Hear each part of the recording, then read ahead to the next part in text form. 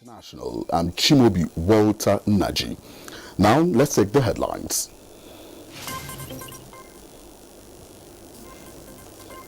President Muhammadu Buhari promises his administration's support for investments that will create employment opportunities. As World marks International Peace Day, United Nations advocates unity of purpose in fight against COVID-19. ECOWAS to review its framework for Vision 2050.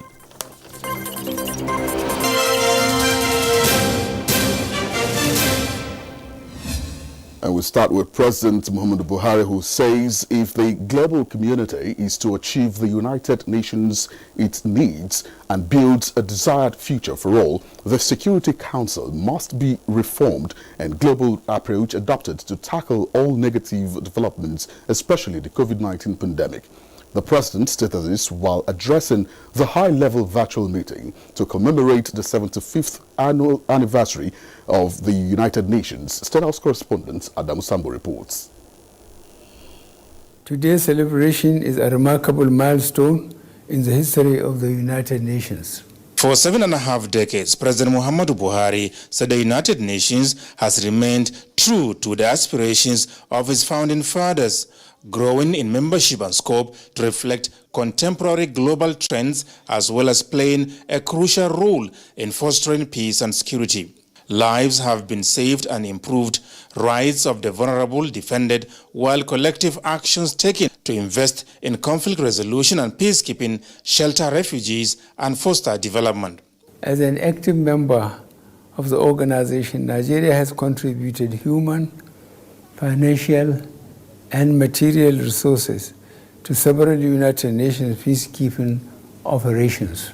We have also provided humanitarian aid to refugees and displaced persons, helped countries in tackling diseases such as Ebola, and extended both human and financial resources as technical aid to other countries. In addition, we have served on 5 occasions as non-permanent member of the United Nations Security Council and contributed significantly to the promotion of international peace and security. President Buhari is, however, worried that in spite of the progress made, the world is still faced with complex challenges, and efforts towards addressing impediments for the attainment of Agenda 2030 for sustainable development were undermined by the COVID-19 pandemic. The inward-looking tendencies exhibited by member states in the wake of the pandemic have particularly revealed an urgent need for us to strengthen international cooperation, unity, and solidarity to address all negative developments and search for possible solutions, including an effective vaccine. We implore nations to adopt a global approach in addressing the global health emergency in a bid to build the future we want.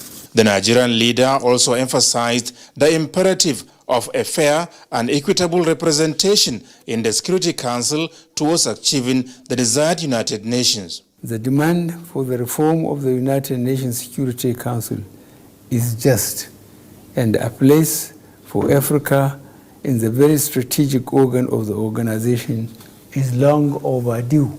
It is my hope that this anniversary will encourage us to respond to numerous challenges we face and support efforts aimed at building the United Nations system we desire.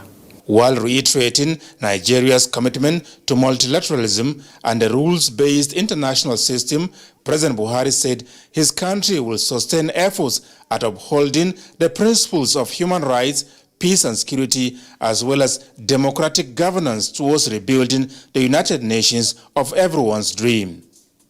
From the State House, Adamu Sambo, NTA News. Now, the entire world is expected to be devoted to 24 hours of non-violence and ceasefire by strengthening ideals of peace on the 21st of September every year, declared as the International Day of Peace by the United Nations. Adebola Brookslyn Sunday reports that the United Nations is also calling on every individual to be involved to fight coronavirus that has thrown the entire world into turmoil.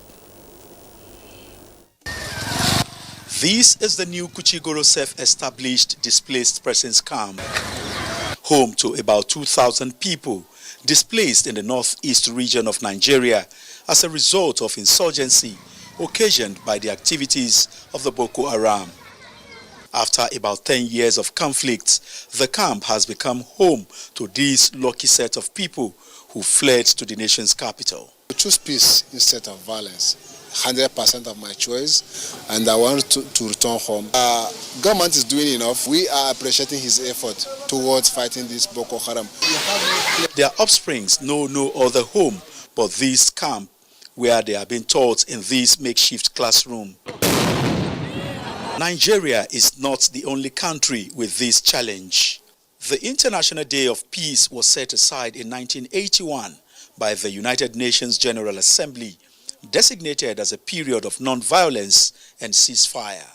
Violence will always break out. It's just a matter of time. So we need to build non-violent peace, that is inclusive of everybody, that takes the yearnings, aspirations of all the parties together, so that we can have a country that is united, cohesive, and resilient, against any form of odds that we'll face.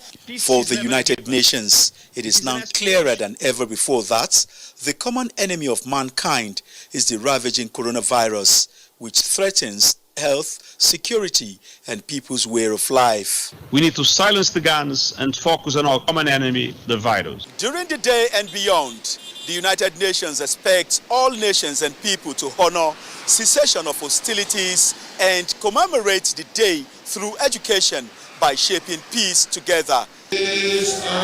How to stop the proliferation of arms that has been a major challenge is also the focus of discourse at this forum put together by the West Africa Action Network on Small Arms. The dialogue should identify ways to further amplify women's contribution to the community, as well as peace and security. It was also an opportunity for the group to launch a gender and domestic violence awareness calendar with a red card to rape and rapists. The Nigerian Television Authority remains committed, and it will continue to expose and to fight this crime. Abuse. Adebola Brookslyn Sunday, NTA News. All right, thank you very much, Adebola, for that report. Now, to speak more on the importance of International Day of Peace is the country rep, Global Peace Foundation Nigeria, John Joseph Hayab. Many thanks for joining us on the news tonight. Thank you very much. All right, so we'll move. The International Day of Peace 2020 has a theme, Shaping Peace Together. Now, what is the central message to be taken from the day, considering the diverse conflict in our world today, including Nigeria, of course? Yeah, the theme for this year is Shaping Peace Together. There are very two important words here, shaping together, because peace is in the middle. All peace workers know that one of the key challenges we face in peace work is the division, the lack of inclusiveness in our effort to bring about peace. Sometimes we go to communities, we want to preach peace, we are thinking that there are some people who are more important than others. We neglect another group of people. One group that we know, or two groups that we know are mostly neglected are the women and the youth. Most time you see us accusing the youth, or accusing young people for being in the forefront of violence. But when we want to meet to discuss the issue of peace, the issue of reconciliation, the issue of restoration, the issue of forgiveness, we sometimes think that they are children, especially in the African countries where we like to see younger people as they have no ideas. And we think also women have no ideas. Okay. The United Nations is encouraging us to find a way of yes. shaping peace together, not excluding anybody. Okay. I'd like to ask this question. Are there political and, not political actors working for peace in Nigeria in the face of unresolved conflicts in many communities in the country? Of course, the Global Peace Foundation that I represent is one non-political, non-partisan group that is working in the areas of peace. We preach the ideals of one family under God. We believe that human beings are members of one extinct family, whether they are Christians, whether they are Muslims, whether they come from the north or they come from the south, whether they are black or white, whether they are from Asia or Europe or African. Human beings come from the same family. And we take this message strongly from our religious book.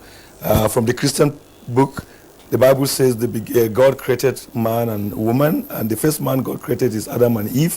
And the account of creation in the Quran also agree that the first man God created is Adam and Eve. And even the account of creation in the Torah, that's the Jewish holy book. So we find that human beings are members of one family. And we must begin to relate as members of this human extinct family, thinking together, working together to bring about the desired peace that our community wants to see. Okay. We want to thank you very much, the country rep, Global Peace Foundation Nigeria, John Joseph Hayab, for being with us on the news tonight. Thank you. And moving on now, President Muhammadu Buhari says the federal government will continue to support genuine efforts at attracting job-creating investments, especially at the sub-national levels, which he believes can do much more towards driving human capital development and expanding economic opportunities. Now, this was in his virtual address to the 5th Kaduna State Economic and Investment Summit, which begins today in Kaduna State. State House correspondent Adamu Sambo has the more. 5.0, as the two-day event is called, focuses on infrastructure, industrialization and innovation.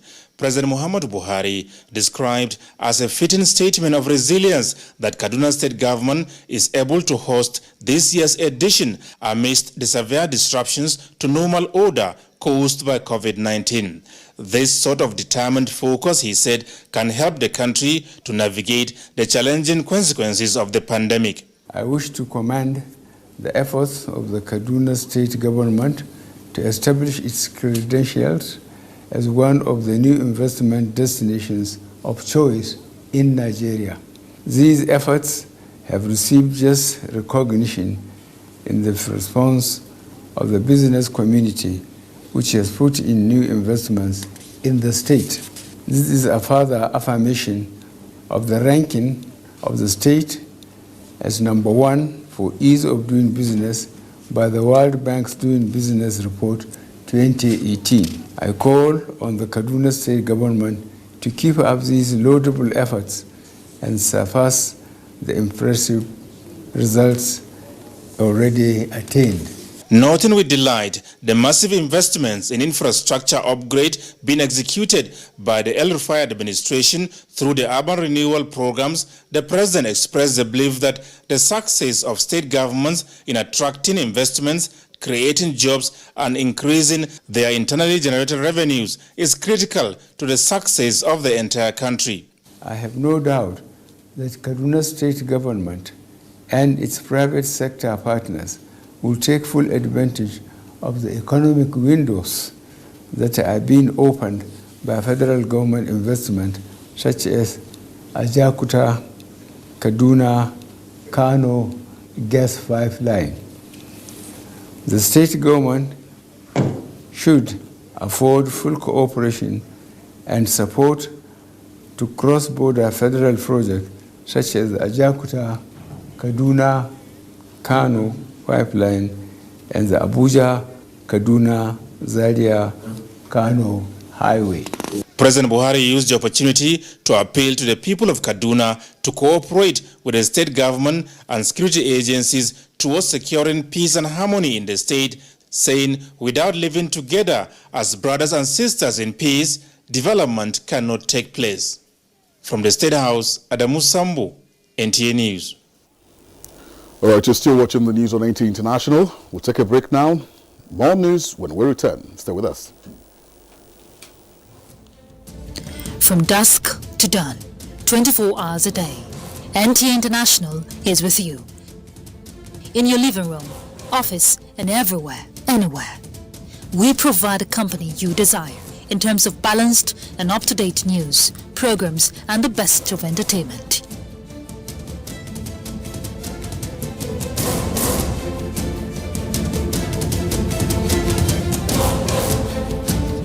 Tune in to DSTV channel 251, GoTV channel 91, Freeview channel 264, or live streaming via www.visiontv.co.uk. Application for iOS or Android. Intelsat 901/332.5 degrees east. You can also see us on Facebook and YouTube for quality content on the go.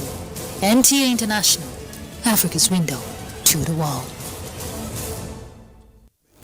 All right, glad to have you back with us on the news. Now, the need to fast-track the ratification process for the African Continental Free Trade Area Agreement signed by Nigerian government on the 7th of July 2019 has again come to the fore. Now, this formed part of discussions during a 3-day official visit of the Secretary General, AFCFTA Secretariat, Wamkele Mene, to Nigeria. The report. Tackling the problems of transshipment of products through the African Continental Free Trade Area Agreement, creating jobs through value chain development in manufacturing, and fast-tracking conflict resolution around the region are areas of interest for the Secretariat in its bid to ensure the success of the Intra-African Trade Agreement to effectively increase the 1.5% trade among African countries to over 50%. We are at a point where we will soon take a memo to the Federal Executive Council for approval for ratification, and we're very hopeful that we'll get it sorted out much sooner before the official date of the takeoff of the agreement. I have already started engaging with 3 of the world's top automobile makers, who very much are looking forward to when we will conclude the rules of origin negotiations, so that they can consider to move the production of their components from South Asia to Africa. This is what we want.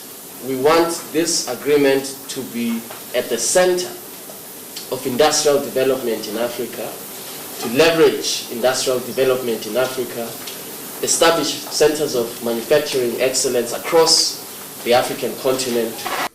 Earlier, while visiting the Nigerian Office for Trade Negotiation, the issues relating to keying into the 4th Industrial Revolution, the Internet of Things, trade remedies, and fostering mutual purpose in its success topped the agenda. Out of 55 countries, 54 have signed the agreement, while 28 countries have ratified it, as the continent looks forward to the takeoff of the agreement in 2021. Now, programs and activities within the framework of the ECOWAS Vision 2050 being finalized will now be adjusted to accommodate changes brought about by the COVID-19 pandemic to enable member countries cope more effectively with future shocks. Now, the chairperson of ECOWAS Authority of Heads of State and Governments and President of Ghana, Nana Akufo-Addo, who visited the ECOWAS Commission in Abuja, says this is now a priority. Kelvin Ewunwaye reports. This is the first visit to the ECOWAS Commission headquarters in Abuja since its election in September 7th in Niamey, Niger Republic, as chair of the ECOWAS Authority of Heads of State and Government. President Nana Addo Akufo-Addo wants to see the level of implementation of various ECOWAS programs and projects, evaluate them along with the heads of ECOWAS institutions to give impetus to his own agenda anchored on issues like tackling rising terrorism in the region, strengthening response to COVID-19, free trade and consolidation of democracy. I congratulate His Excellency Muhammadu Buhari, President of the Federal Republic of Nigeria, the ECOWAS champion on the fight against COVID-19, for the successes recorded under his supervision. ECOWAS should take a lead role in the deliberations to produce an indigenous or African vaccine to combat the virus. The president of ECOWAS Commission, Jean-Claude Cassibrau, was optimistic that despite the challenges posed by COVID-19, the various institutions of the Commission won't lose too much grounds in realizing their mandates. Please be assured that the head of institution and the staff are available to work with you to address the challenges ahead. We are at your disposal to make sure the success of the mandate is closer to you by years. President Nana Addo Akufo-Addo will lead the regional body for the next 1 year, during which issues of greater economic integration and monetary union are expected to feature prominently in his engagements. In Abuja, Kelvin Ewonwaye, NTA News. Now, the federal government has initiated moves that is targeted at turning Nigeria into a media and entertainment hub. Information and Culture Minister Lai Muhammad disclosed this at the inauguration of a steering committee for commercialization of the Nigerian Film Corporation, Abuja. Anthony Forson tells us more. Standing as the frontline film agency of the Federal Republic of Nigeria, it was established in 1979 by Decree No. 60 and currently a parastatal under the Federal Ministry of Information and Culture. The Enabling Act under which the agency operates empowers it to lay a solid foundation for the development of a viable and sustainable film industry and cinema culture in the country. With the move to make it viable, the Information and Culture Minister, who is chairing the steering committee, said the idea to commercialize the Nigerian Film Corporation wouldn't have come at a better time than now, understanding the contribution of Nollywood to the nation's economy, despite it being private sector driven. There's no gainsaying that the industry, the film industry, is the second largest employer of labor, according to the IMF. Now, according to the IMF, in 2015, it contributed about 893 billion naira to the GDP. I think this underscores the importance of what we are doing today. With Nigeria's population advantage, the minister said it will be applauded if state governments join in putting in place infrastructure that will help the creative industry to thrive. I don't think it will be too much for the state governments to ensure they build at least one cinema houses in each local government area of their state. That will give us an additional 774 cinema houses. In India, 14 million people attend cinema every day. And you can imagine the sheer number, the impact it will have in the economy. On his part, the Director General of the Bureau of Public Enterprise, Alex Oko, made it clear that the reform is not in any way to privatize the agency. It's important to make that distinction because in a commercialization reform process, there is no transfer of ownership, there is no sale of shares, there is no privatization of the entity. It is basically to ensure that the resident value in such an enterprise is actually enhanced and practices such that will ensure the commercial viability of that particular enterprise are brought to play. Already, Alex Oko said a project inauguration team which was put in place has commenced work. In Abuja, Anthony Forson, NTA News. Now, Vice President Yemi Osinbajo says the executive arm of government is ready to support the youth to influence the outcome of the hate speech bill before the National Assembly in the interest of the people. While engaging the All Progressives Congress social media operators at a virtual meeting held at the party's National Secretariat, the Vice President assured that government will not relent in expanding and sustaining youth-friendly projects, including media platforms that will add value to the society. Salih Abdullahi reports. Nigeria, like other developing nations, has a variety of media technology through which information gets to the people. Apart from the conventional media like television, radio, digital media services are among others used in dissemination of information. This group of young Nigerians are social media influencers working for the All Progressives Congress. I think that it is possible. We have quite a few initiatives for small businesses. And I think that this kind of media platforms are also small businesses and they can benefit. Which is why I think, at least as far as this group is concerned, a centrally organized group can take the advantage or the benefit of some of these resources that may be available to encourage the small businesses around the media. If there had been a sense that government had not done as much as it should have, the time to abandon the ship is not now. Because if you do so, you don't even know who will come and take over. This interface with the party's leadership is an opportunity to review performances and renew commitment. Now, in doing that, I don't think it is only fair for us to be doing elite reconciliation. What about the people who are actually the foot soldiers that nobody sees them within the radar? On whose back and shoulders the party has rolled in 2015 and 2019. And part of that critical constituency is the social media constituency. The social media has completely shrunk the world and has in the process become a great weapon for eradicating ignorance and becoming a democratic ideals. APC Caretaker and Extraordinary National Convention Planning Committee has promised to sustain this gesture in the interest of the party. In Abuja, Salihu Abdullahi, NTA News. Let's now turn our attention to COVID-19 matters, as the Presidential Task Force on COVID-19 has stressed the need for caution and compliance with the COVID-19 protocols as schools reopen to prevent a surge in cases. The chairman of the Presidential Task Force on COVID-19, Boss Mustafa, gave the advice in Abuja. Boss Mustafa noted that the global statistics of 1 million COVID-19 cases in 4 days calls for vigilance among Nigerians. The task force pointed out that people are still getting infected and dying from COVID-19. The relaxation of COVID-19 restrictions should be accompanied by greater adherence to non-pharmaceutical guidelines.